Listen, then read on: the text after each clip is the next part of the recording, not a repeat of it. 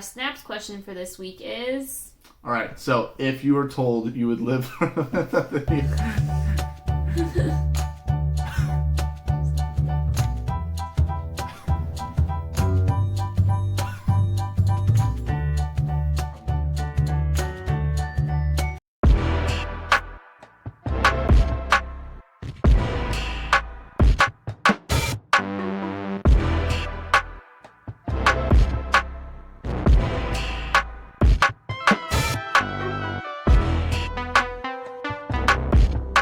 Welcome back. It is May and we are still quarantined. Yes, it is 8 weeks. I can't do both because our cat interrupted us.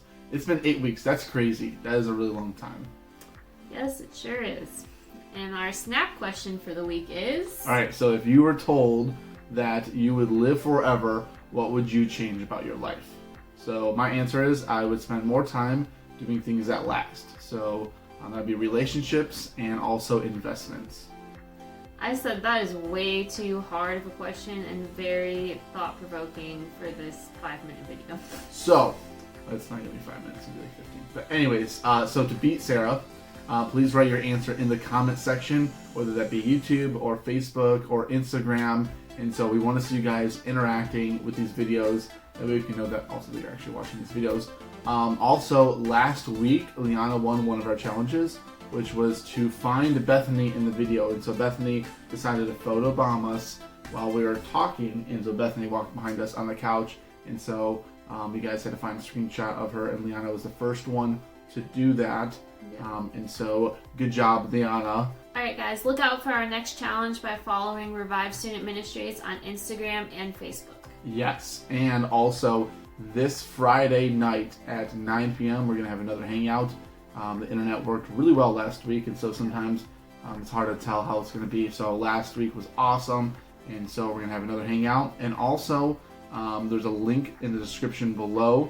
When you click on that, it's going to take you to Rockside Church's Facebook page. And so check out what they're doing there. But on Sunday morning at 10:30 a.m., they have their service, so we encourage you guys to join and hop on and watch that with us. And but we just want to say that we really do love you guys, and we miss you guys. I mean, 8 weeks is a really long time, and I'm already starting to plan some ways that we can hang out in person that would still have some social distancing aspects of that. We're still a ways away from that, so we'll see you guys here next week. Yeah. Today we're going to be continuing our discussion on the Sermon on the Mount that Jesus gave. And so today that's the fun topic of lust, divorce, and oaths or vows. So these are not fun topics, but if Jesus taught them and talked about them, then it is important enough for us to talk about them as well. And so we're going to see what Jesus has to say about that. So we are continuing on our next section on the Sermon on the Mount. We started off with the Beatitudes. We talked about salt and light. We talked about Jesus' view on the law. We talked about Jesus' view on anger and hatred. And now we're going to talk about everybody's favorite, divorce and adultery. And so in Matthew chapter 5, verse 27 through 28, this is what Jesus says. You have heard that it was said, you shall not commit adultery. But I say to you that everyone who looks at a woman with lustful intent has already committed adultery with her in his heart. Let's unpack that. Jesus talked about 3 things. The first one, which we just read, number 1, adultery. Number 2, he later talks about divorce. And number 3, he's going to talk about oaths or vows. And so instead of just saying don't divorce, Jesus could begin with being faithful to your spouse. Jesus didn't just say don't commit adultery, but as always, he goes to the root of the problem, and in this case is lust. And so number 1, first point today is lust begins with the eyes and takes root in the heart. Whoever said, look but don't touch, didn't really know what they were talking about.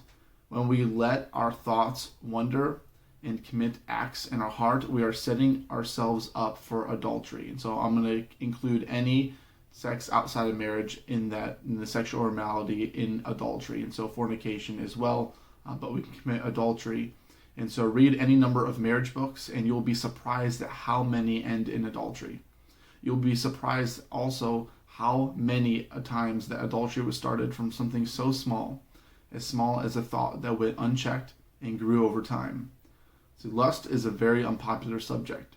Today, this sin is rampant, and we can so easily give in to the sin. Today, the access of pornography, sexting, movies, TikTok dances, wherever you let your mind wander. It doesn't have to be pornographic to be lustful. Often we let our mind go places that we wouldn't think that we would actually go, but it's not true. We do end up going there if we continue to think those thoughts. This isn't to beat us up or to make us feel guilty or shameful. Rather, it is sin that brings the shame, and it's Jesus who reveals the guilt that we have so that he may help us. Jesus takes lust pretty seriously. This is his advice. In Matthew 5:29, if your right eye causes you to sin, tear it out and throw it away, for it is better that you lose one of your members than your whole body be thrown into hell. And if your right hand causes you to sin, cut it off and throw it away, for it is better that you lose one of your members than your whole body go into hell. Jesus says, whatever is the problem, cut it off at the source. Whatever is the problem. If it is your right eye, if your right eye is a computer screen, get rid of it or put up safety measures. If your right hand is your cell phone, same thing. Some of the biggest advice I've received to remove any temptation is to no longer sleep with your cell phone. Put your phone on the opposite side of the room or in the hallway to charge at night, and buy an actual alarm clock if that's why you have your phone next to you. Number 2, is God really against divorce? So I know some people ask this question. They want to know, where is the line drawn? And so my question would be, is anyone really pro-divorce? Is anybody glad they got happily married and ended up separating? Does anyone really want that for their kids? We think of our Father in heaven as a good father. Or I think of my dad. Would my dad say, you know what, son, I hope you have a great marriage, and I also hope you get divorced? No, he wouldn't want that on me. In fact, my dad wouldn't wish that on me or my sister and her husband. And so it would be shocking if God wanted divorce to happen. When we see that kids in broken homes are most affected and that there's hurt that takes place for everybody, God wants to spare us this pain, yet he doesn't limit divorce for those who are being unfaithful, which includes sexual immorality and also physical abuse. If it is in those situations, as Jesus says, then those are times where divorce is the option to take. And so in Matthew 5:31 through 32, he says, it was also said, whoever divorces his wife, let him give her a certificate of divorce. But I say to you that everyone who divorces his wife, except on the grounds of sexual immorality, makes her commit adultery, and whoever marries a divorced woman commits adultery. So, you guys, teenagers, or those watching, you may not be teenager, depending on who's watching here, but when teenagers who are years away from marriage hear of divorce, you guys tend to think of two things. First, your parents and whether or not they were divorced. And second, that it doesn't apply to them or their relationships because they aren't married. So I will say that you want to start thinking of divorce now and how people end up there. If your parents are divorced, there is a high chance that you will do the same. That's just a matter of fact in life. And that's rough. And that's not just for divorce, that's for other things. The truth is that we often repeat the same mistakes that our parents made. I see this all the time. And it's not just observation, it is statistical as well. And so whether they set a bad example in finances, in relationships, in occupations, in addictions, or having a teen birth, etc., it can go on and on. A lot of times the kids make those same mistakes even when they look at the mistakes that their parents made in disgust. But I want you to please remember that there's so much power in just acknowledging this. That is half the battle. And I want to say that you do not have to repeat the same mistakes. You don't have to do the same things that your parents did. You can choose to live the life that you are going to live. Number 3, don't take an oath. Let your words be just as effective. The very next thing Jesus talks about after the topic of divorce and remarriage is oaths, swearing, and vows. He's not making a direct reference to wedding vows. That would be out of context, though it is any vow, any oath. And so why would Jesus say this? Well, in Matthew 5:33 through 37, where we continue, he says, again, you have heard it said to those of old, you shall not swear falsely, but shall perform to the Lord what you have sworn. But I say to you, do not take an oath at all, either by heaven, For it is the throne of God, or by earth, for it is his footstool, or by Jerusalem, for it is the city of the great king. And do not take an oath, for by your head you cannot make one hair white or black. Let what you say be simply yes or no. Anything more than this comes from evil. So it's kind of funny. People swear by the Bible in court. They put the right hand in the Bible and swear. Put the hand in the Bible, and however they do that, though the Bible says not to.